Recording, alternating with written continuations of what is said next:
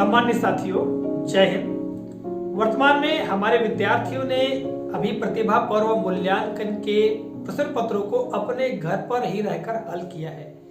साथियों, इन प्रश्न पत्रों के कुछ प्रश्नों में प्रिंटिंग मिस्टेक अर्थात त्रुटि है, तो इस कालखंड में उन्हीं त्रुटियों के बारे में मैं आपको बताने वाला हूं, क्योंकि जब हम प्रश्न पत्रों का वेरिफिकेशन करेंगे, मूल्यांकन करेंगे, तो हमें इन त्रुटियों का ध्यान रखना चाहिए। हो सकता है हमारे विद्यार्थी भ्रमित हो गए हों उन प्रश्नों को हल करने में, या विद्यार्थियों के जो पालक है, अभिभावक है, उनको भी समझ में न आया हो।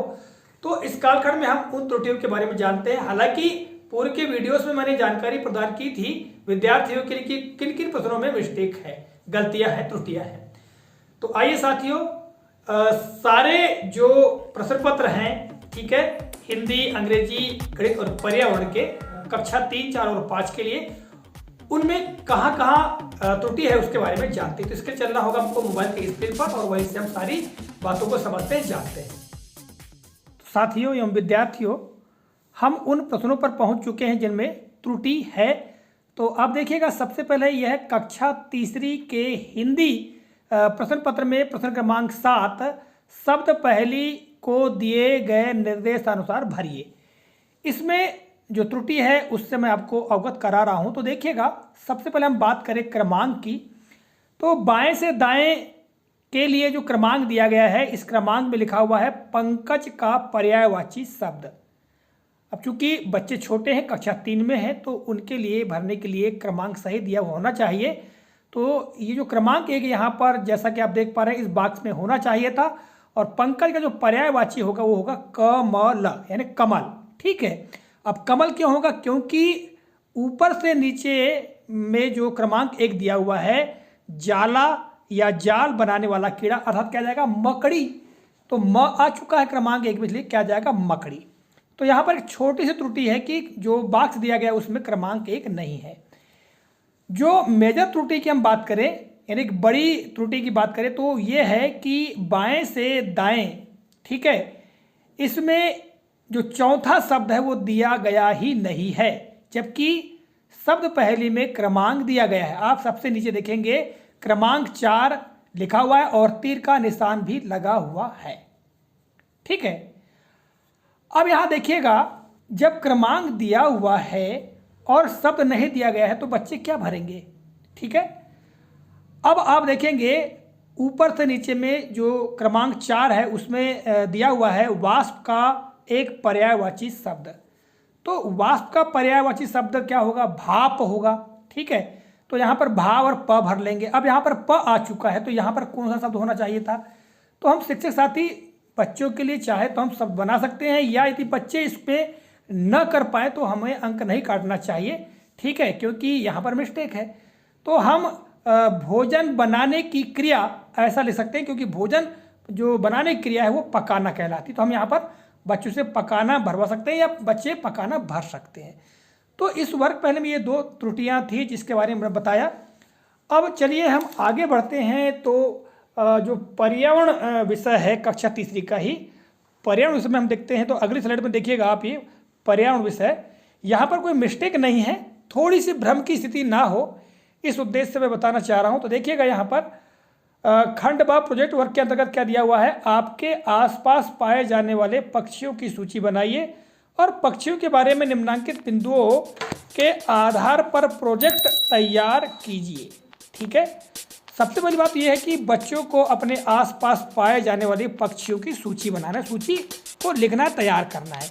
इसके आधार पर ही नीचे दिए गए प्रश्नों के उत्तर देना है। अब देखिएगा, जो प्रश्न क्रमांक 1 है, इस प्रश्न क्रमांक 1 में चित्र दिए गए हैं और चित्र के आधार पर ही बच्चों को उत्तर लिखना है। अब क्या लिखा हुआ है कि चोंच का आकार, निम्न चित्रों को देखकर पक्षियों की चोंच के आधार पर पक्षी को पहचानकर उनके नाम चित्र के नीचे लिखे। यानी केवल इसी प्रश्न के लिए ये चित्र दिए गए हैं। ठीक है, जैसे कि पहला तोता है, दूसरा कौवा, तीसरा मोर। तो बच्चा यहाँ पर जो बच्चे हैं वो यहाँ पर लिख सकते हैं तोता, कौवा और मोर। ठीक है, किंतु जो नीचे के प्रश्न दिए गए हैं, अब देखिएगा यहाँ पर दूसरा जो प्रश्न है पंखों की विशेषता। तो यहाँ पर जो बच्चे ने सूची बनाया है पक्षियों की, उन पक्षियों के पंखों की कौन कौन सी विशेषताएं हैं, कम से कम 2-3 विशेषताएं बच्चा लिख सकता है। जैसे कुछ पक्षियों के पंख हरे होते हैं, पक्षियों के पंख काले होते हैं, चितकबरे होते हैं, ठीक है, सफ़ेद होते हैं। इस प्रकार से बच्चे पंखों की विशेषताएं लिख सकते हैं, यानी 2-3 ही लिखेंगे तो ठीक है। अर्थात ये जो प्रश्न है वो सभी पक्षियों के लिए है। यहाँ पर ऐसा नहीं कि जो चित्र में तोता दिया हुआ है, कौवा दिया हुआ है, मोर दिया हुआ है तो उन्हीं को देख करके लिखना है। यदि बच्चा उनको देखकर भी लिखता है तो भी सही होगा, ठीक है। अब देखिएगा तीसरा प्रश्न, देखने की शक्ति कितनी दूर तक देख सकता है। अब देखिएगा यहाँ पर तोता, कौवा या मोर के संदर्भ में ही नहीं कहा गया है, बल्कि हमारे आसपास पाए जाने वाले जितने भी पक्षी हैं उनको लेकर के कहा गया। जैसे कि बाज है, चील है, गिद्ध है, ठीक है, इनकी बहुत दूर तक दृष्टि होती है। जैसे बाज की हम बात करें तो बाज लगभग 5 किलोमीटर दूर से देख लेता है, ठीक है। तो यहाँ पर देखने की जो शक्ति है, कितनी दूर तक देख सकता है, वो हमको लिखना है। जैसे बाज 5 किलोमीटर, ठीक है, चील की बात करें तो 3 किलोमीटर। तो इस प्रकार से हम क्रमशः लिख सकते हैं उनकी देखने की शक्ति कितने किलोमीटर की है। फिर है आकाश में उड़ने की क्षमता। अब इसमें देखिएगा आकाश में उड़ने की क्षमता, जो चील है, गिद्ध है, ये बहुत ऊंचाई पर उड़ते हैं। तो उड़ने की क्षमता के आधार पर हमको उन पक्षियों का नाम क्रम से लिखना था। यानी जो सबसे अधिक ऊंचाई पर उड़ता है उसको पहले, फिर उसके बाद क्रमशः इस प्रकार बच्चों को लिखवाना है। बच्चों ने इस प्रकार लिखा होगा।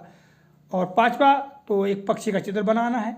तो यहाँ पर सिर्फ बताने का उद्देश्य मेरा ये है कि जो चित्र दिए गए हैं 3 चित्र, इनको देख करके बाकी प्रश्नों का उत्तर नहीं देना है, बल्कि जो बच्चा सूची बनाएगा अपने आसपास पाए जाने वाले पक्षियों की, उसके आधार पर दूसरा, तीसरा और चौथे प्रश्न का उत्तर देना है।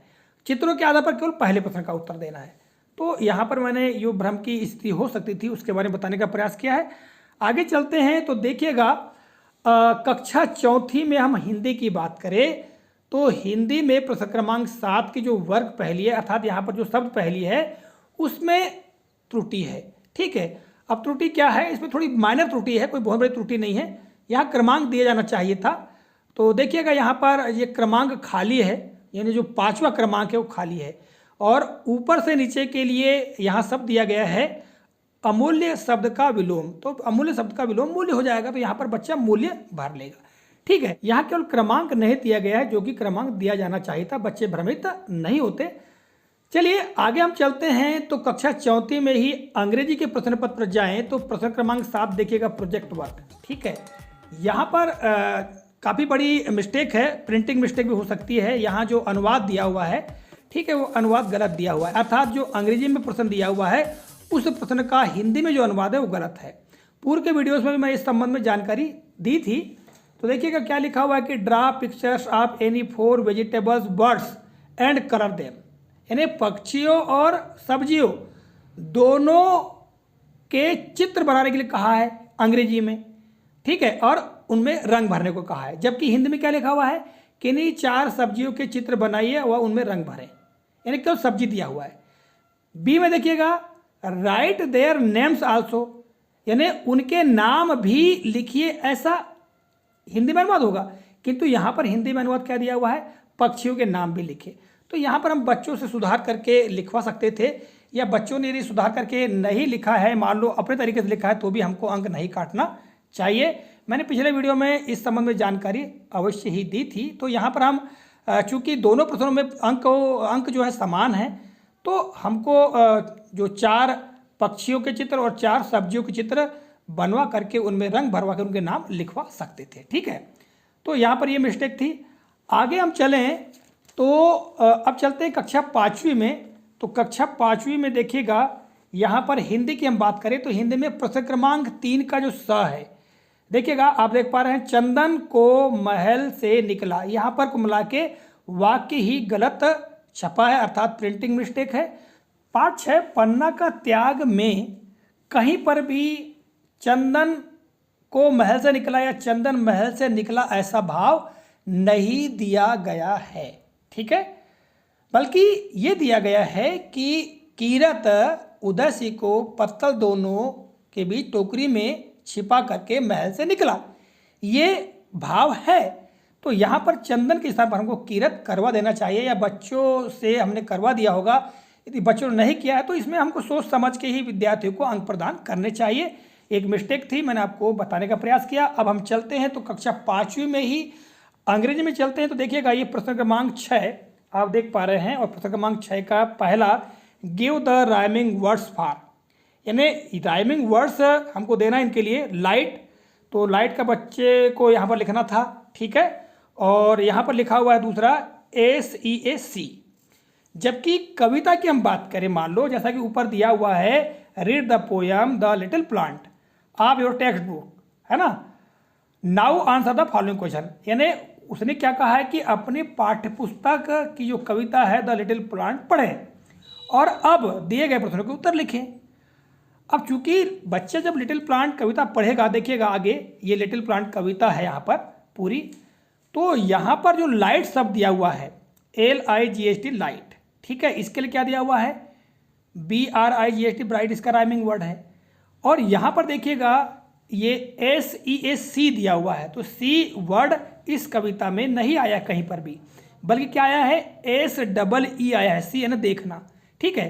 तो इसका राइमिंग वर्ड क्या होगा, B होगा। अब इस बच्चे ने देखिएगा यहाँ पर जो C का राइमिंग वर्ड ही लिख दिया, तो भी हमको सही देना पड़ेगा, है ना। तो और यहाँ पर लाइट का राइट लिखा है तो भी सही है, परंतु यहाँ पर कविता की दृष्टि से देखें तो लाइट का क्या होगा, ब्राइट होगा, और यहाँ पर SEE का क्या होगा, BE होगा, ठीक है। तो ये थोड़ा सा मिस्टेक थी, इसको मैंने बताने का प्रयास किया। तो साथियों, प्राथमिक स्तर पर जो मिस्टेक्स यानी गलतियां हैं उनके बारे में मैंने इस वीडियो के माध्यम से आपको बताने का प्रयास किया है, ठीक है। यदि हम पेपर जब चेक करें तो इन त्रुटियों का विशेष तौर से ध्यान रखें। आशा करता हूँ यह जानकारी आपको काफ़ी उपयोगी लगी होगी। मिलेंगे अगले कालखंड में किसी नए प्रकरण, नई जानकारी को लेकर। तब तक के लिए नमस्कार, जय हिंद, वंदे मातरम।